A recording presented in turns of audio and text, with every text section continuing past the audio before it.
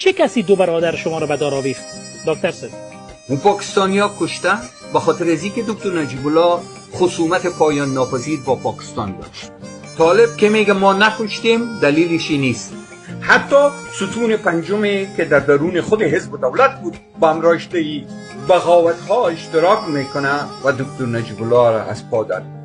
اون میگه زمانی که اینا گریختن و با پاکستان آمدن، ما اولین کسایی را که به سازمان استخبارات آیسای ریکروت کردیم، جذبش کردیم، آقای گلبدین حکمتیار، ربانی و احمد شاه مسعود بودن. همونطور که نجیب الله میگفت که به حمام خون ما بدل کردن نکرده بودن، آیا سر مغز مردم میخکوبی نشد؟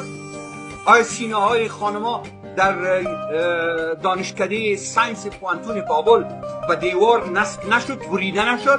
آیا زنا را به میخکوب نکرده بودن به دیوارها؟